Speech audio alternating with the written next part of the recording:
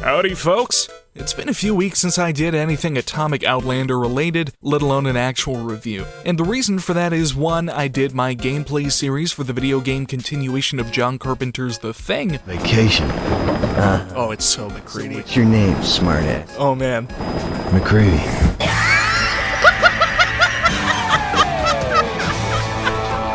But I've also been employed the past couple of weeks, so it's been a bit hectic these days as I try to do all these different little things. But I did know that I wanted to get back to reviews before I considered any more gameplay or other Atomic works. So sorry for the wait, but here it is. 30 Days of Night is a vampiric horror film directed by David Slade based on a comic series written by Steve Niles. The film was released on October 19th of 2007. The premise of the adaptation, as well as its source material, is that a small town in Alaska is preparing for its annual period of absence of sunlight through the winter. You can guess how long said period lasts. However, this time around, something else creeps in with the darkness that sweeps across the town. I actually quite enjoyed the comic series, which I'll concede I think I read after watching the film, but it was a pretty pleasant, gritty experience. And this is me speaking as a man who generally hates anything to do with vampires. I've just never thought it to be an interesting concept to begin with, and only so many works have made it so, in my opinion.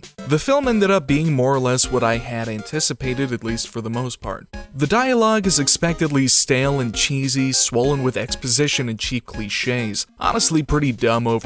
Performances are a mixed bag. I generally enjoy the job the vampires do, particularly Danny Huston as Marlowe. However, Josh Hartnett and Melissa George are some of the most remarkably dull performers I have had the displeasure of sitting through. And the fact that they're the star-crossed lover leads got separated but still feeling for each other makes the film a bit harder to stomach. The effects are pretty decent, the production is pretty good, the editing is generally unnoticeable, though they do really go out of their way to Zack Snyder the shit out of the color grading. And I get it, it's the fucking Alaskan boonies and it's a month of darkness, but it's tough to be amazed by such a deliberately dreary world, I guess. The writing is pretty mediocre, the score is pretty much nothing. The story is derived from the well-written comic series, so I can't give much credit there. However, I do find it to be interesting enough to sit through. And it's not a product that's shitty on all sides. The more I think about it, the harder it is to pinpoint exactly where 30 Days of Night belongs on the old Atomic scale.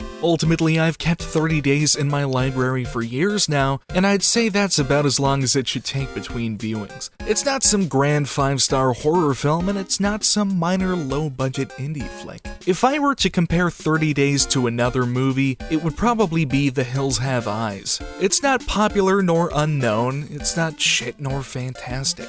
I've droned on about my conflicted thoughts long enough, so I'll try to wrap things up and say that I consider 30 Days of Night to be worth a watch, and leave any future viewing potential up to you. As I've said, it's been a part of my library for years, and I won't be excising it anytime soon. C'est la vie. Please, God, please.